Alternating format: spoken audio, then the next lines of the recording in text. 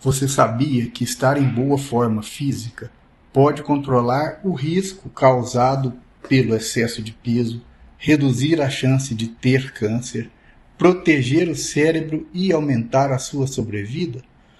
Tudo isso comprovado em grandes e bem estruturados estudos clínicos. Nesse vídeo, vou comentar alguns dos estudos científicos mais robustos publicados nos últimos anos que sustentam os 4 pilares da medicina do estilo de vida: atividade física, alimentação, sono e estresse. Não é opinião, são dados clínicos publicados em algumas das revistas médicas mais importantes do mundo. O pilar número 1, que é a atividade física, quando a boa forma física sobrepõe os malefícios do excesso de peso. Vamos começar pelo estudo que mudou a forma como enxergamos o risco cardiovascular.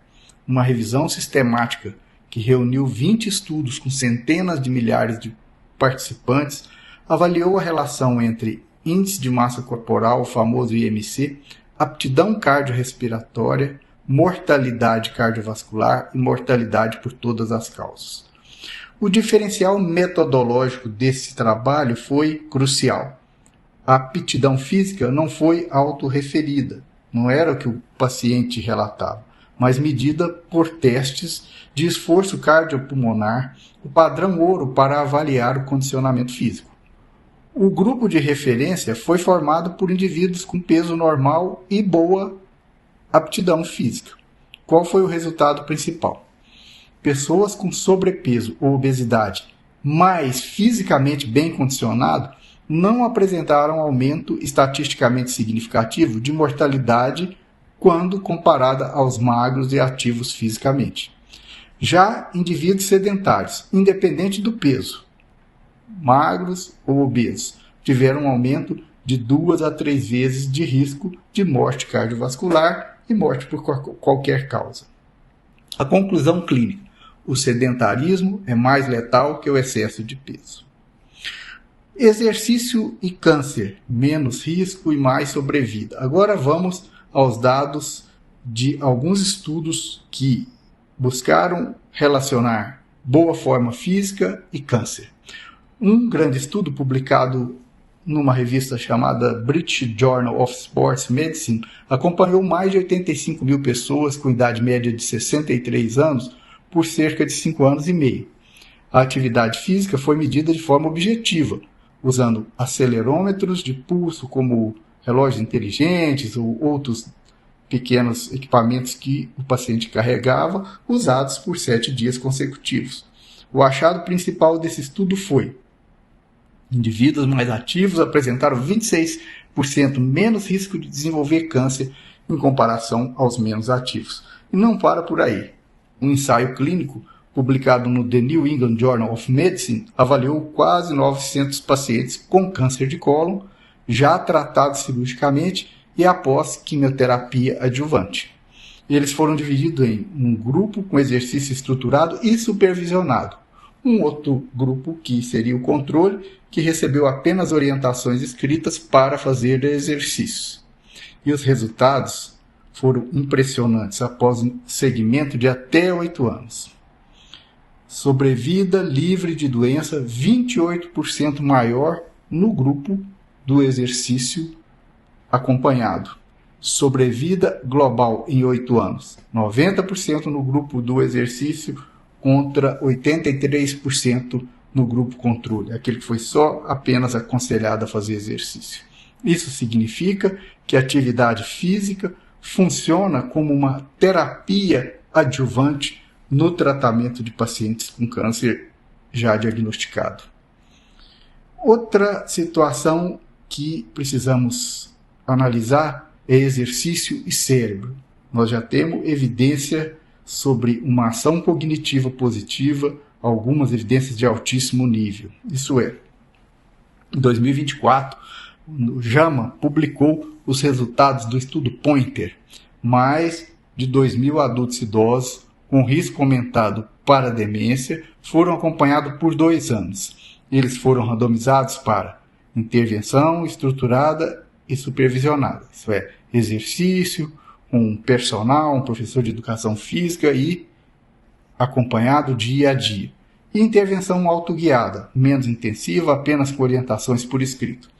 Ambos os grupos receberam orientações sobre exercício físico, estímulo cognitivo, alimentação saudável, engajamento social e controle de fatores cardiovasculares. Resultado: o grupo estruturado apresentou melhora significativamente maior da função cognitiva global, avaliada por testes de memória, de função executiva e de velocidade de processamento, com um resultado estatisticamente muito significativo. Portanto, exercício retarda o declínio cognitivo e protege o cérebro. O pilar número 2 seria alimentação. Vamos falar sobre ultraprocessados e o risco cardiovascular e metabólico que esses alimentos acabam trazendo para toda a população.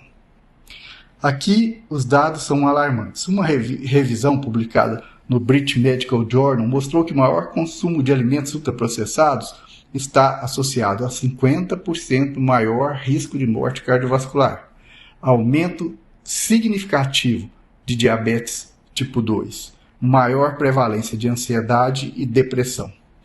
Outra meta-análise, envolvendo mais de 1 milhão de pessoas, mostrou que o aumento de 10% na ingestão de ultraprocessados eleva o risco de morte em 10%. Em contraste, estudos prospectivos de longo prazo demonstram que a dieta mediterrânea, a dieta Mind, que são dietas baseadas em comida real, arroz, feijão, carne, frutas, comida não processada, não industrializada, sem corantes, estabilizantes, conservantes e outros elementos químicos que não são naturais da dieta humana, estão associadas a melhor desempenho cognitivo, menor deposição de substância beta-amiloide e tal no cérebro. Essas substâncias são marcadores de doença de Alzheimer e de outras demências. Redução de marcadores inflamatórios importante. Portanto, a conclusão é: a comida influencia diretamente a inflamação corporal, a saúde cerebral e o coração. O pilar número 3 seria o sono. Existem evidências epidemiológicas consistentes nesse aspecto da vida humana. Um estudo com mais de 240 mil participantes publicados no JAMA, Network Open, mostrou que dormir menos de 5 horas por noite aumenta significativamente o risco de diabetes tipo 2.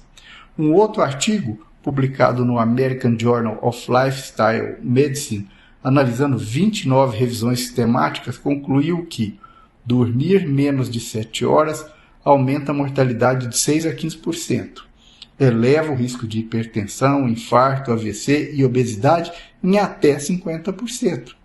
Isso significa que sono inadequado desorganiza todo o metabolismo, favorecendo o aparecimento de doenças graves e aumentando a chance de morrer precocemente. O pilar número 4, o estresse e o isolamento social. Essas situações já são mensuráveis para análise de risco cardiovascular, além de outros riscos relacionados à nossa saúde. Um estudo internacional publicado no British Medical Journal Public Health mostrou aumento progressivo dos níveis de estresse em quase 150 países entre 2008 e 2021. Outro estudo publicado na Circulation acompanhou trabalhadores por quase 20 anos. E ele mostrou o estresse ocupacional aumentou o risco cardiovascular em 49%. Estresse associado de sensação de injustiça no trabalho dobrou o risco do indivíduo ter um problema cardíaco. E o isolamento social, um problema cada vez maior na sociedade moderna.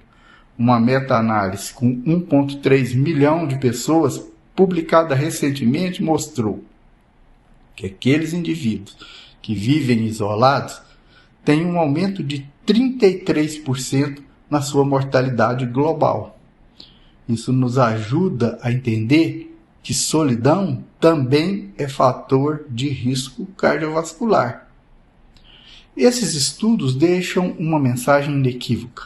Atividade física, alimentação natural, sono adequado e vínculos sociais não são acessórios, são terapias baseadas em evidência científica da mais alta qualidade. E você pode começar hoje. Pequenas mudanças agora evitam grandes problemas no futuro. E lembre-se, orientação médica e acompanhamento profissional fazem toda a diferença, especialmente para adaptar a alimentação, ajustar exercício e melhorar a qualidade do sono. Se você quer começar o ano cuidando melhor da sua saúde, curta o vídeo, inscreva-se no canal e compartilhe com alguém que também merece viver mais e melhor.